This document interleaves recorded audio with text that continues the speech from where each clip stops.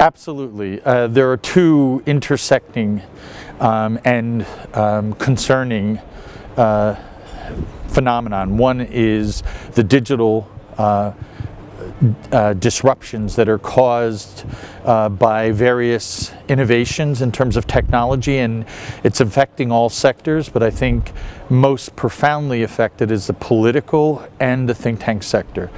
So you have both digital disruptions and political disruptions, and that the digital disruptions are empowering and driving, in some respects, the political disruptions that we will see. And the unfortunate reality is that they will grow, not subside.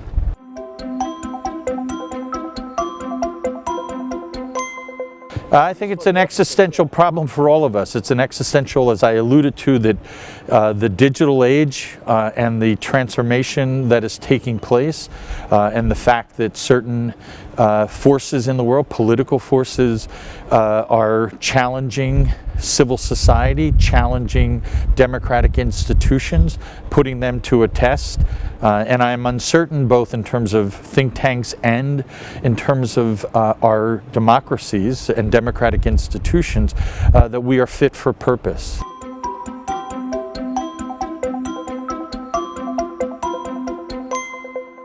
Well, I mean, I hear this all the time. The reality is that, and this is the benefit of, in terms of ability to leapfrog and not incur the developmental cost of certain technologies. I would say that it is essential to be careful in the technologies that you invest in, but there are, in terms of video, now you can do fairly high quality briefings and blogs using a cell phone, and so that the quality is quite good, and the ability to distribution mechanisms are available on the internet. So for those who would suggest that we don't have the money to do that, it is simply not the reality. Now, to do a very sophisticated approach, yes, but there's a lot that can be done very cheaply and very effectively with high impact.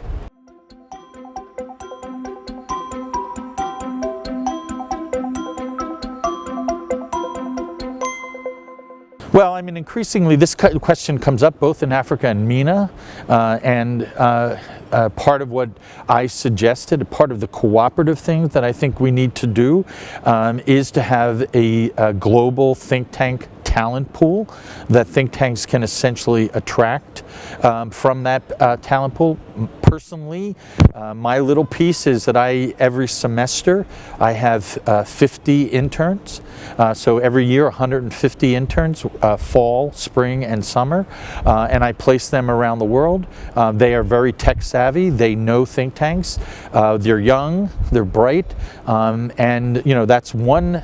And my goal is that they will not go into law or business, not that there's anything wrong with that, but the reality is that there are very rewarding careers in think tanks and in government. And my hope is that some of them will essentially choose that as their profession, and we essentially encourage them to go abroad. So I place 15 or 20 interns abroad every year.